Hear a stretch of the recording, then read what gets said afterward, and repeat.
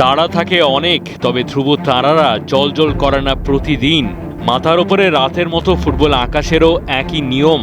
Lionel Messi কিংবা Cristiano Ronaldo বিহীন যে আসন্ন আগামী, সেটাতে সত্যিকারের ধ্রুবতারাবিহীন অনেকটা সময়ের যখন তীব্র আশঙ্কা।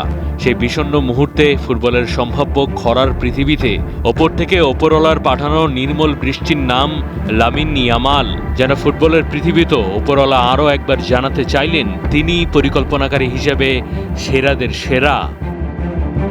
16 বছর আগে যে বাচ্চাটাকে বাথটাবে গোসল করিয়েছিল লিওনেল মেসি, কে জানতো ফটোশুটের সেই শিশুটাই 16 বছর বাদে তারই মতো বাঁ পা হরাইজন্টাল লাইনে মুভ, ড্রিবলিং, কার্ভ, নিখুঁত নিশানায় বুট করবে একই রকম।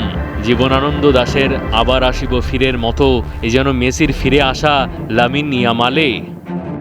জেনারেশনাল ট্যালেন্ট বলতে যা বোঝায় তার সব গুণই আছে, তবে একটা বড় সংশয়, বিধাতা তার পেশি হাড়ের গঠন কি এমনভাবে দিয়েছেন কিনা যাতে করে ইনজুরিতে পড়েন কালে ভদ্রে। মেসি রোনালদোর মতো কিংবা কাছাকাছি ট্যালেন্ট ছিল অনেকেরই, তবে চোটের কারণে তাদের মতো বড় হতে পারেননি। এমনটা হয়েছে অতীতে অনেক। স্পেনের হয়ে খেলল লামিন ইয়ামালের বুটে দুটা ভিন্ন দেশের পতাকা, মরক্কো, গিনি। কেন এমনটা সেটা জানতে চাওতে বলেছেন, অনেক বড় হয়েও নারীর টান ভুলতে না পারার সেই স্নিগ্ধ মায়ার সারমর্ম।